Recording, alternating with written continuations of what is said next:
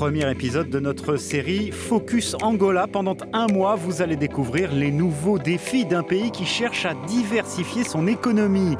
L'Angola veut sortir de sa dépendance au pétrole qui a longtemps fait ses beaux jours et cela passe bien sûr par le développement des infrastructures. Un exemple, dans le centre du pays, à Laoka sur le fleuve Kwanza, ce barrage est tout simplement le plus gros actuellement en construction en Afrique. Il entrera en activité dans quelques jours, un démarrage très attendu. La puissance du barrage de Laoka est de 2070 MW. C'est suffisant pour alimenter une ville de 8 millions d'habitants. Laoka va doubler la capacité énergétique du pays. Un investissement de 5 milliards 400 millions de dollars. Ce géant mesure 156 mètres de haut, plus d'1 kilomètre de large. Le barrage va avoir un impact direct sur l'ensemble de l'économie angolaise. Cela va permettre à plusieurs industries d'être créées et en fin de compte, leurs produits sortiront à un prix moins élevé parce qu'ils vont bénéficier d'une énergie moins chère, une énergie plus fiable et garantie.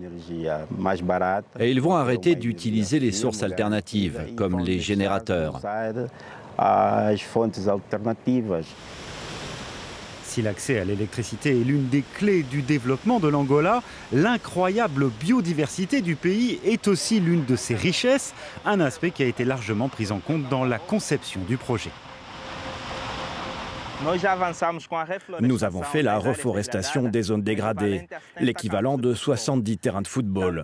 Par ailleurs, lors du remplissage du réservoir, on a aussi eu la préoccupation de conserver le parcours du fleuve, pour conserver la biodiversité. C'est pour cela qu'on garde une ouverture pour faire en sorte que la vie le long du fleuve puisse continuer.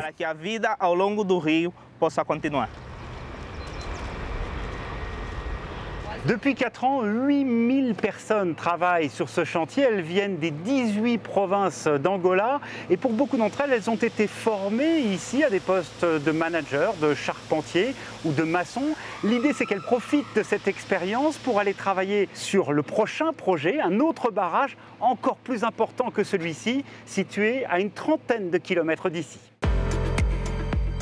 Retour à Luanda avec l'autre symbole du développement des infrastructures en Angola, le nouvel aéroport. Là aussi, le chantier est impressionnant. L'aéroport sera entouré d'une immense zone d'activité économique, d'une véritable ville nouvelle avec hôtels et centres de conférences.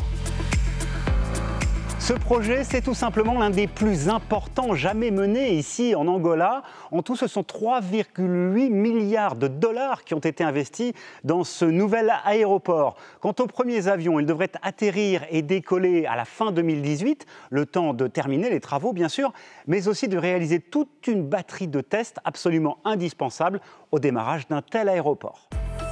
Cet aéroport pourra accueillir les plus gros avions du monde, comme bien entendu l'A380. Il sera équipé des toutes dernières technologies satellites de contrôle du trafic aérien. Objectif, attirer de nouvelles compagnies aériennes internationales, conforter la stratégie de développement d'un hub africain et multiplier par 5 la capacité aéroportuaire de Luanda.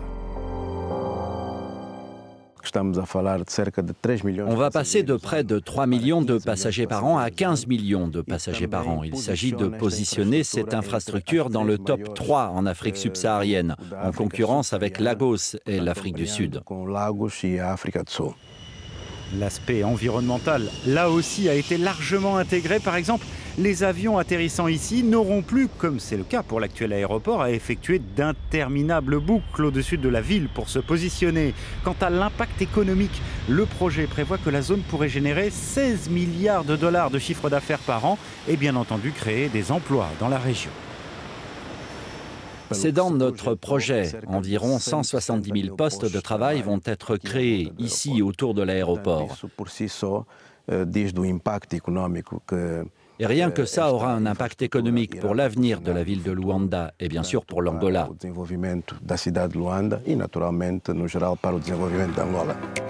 De nouvelles liaisons routières et ferroviaires, mais aussi des villes entières qui sont sorties de terre ces dernières années. Aucun doute, le développement des infrastructures est l'une des clés de la transformation économique de l'Angola.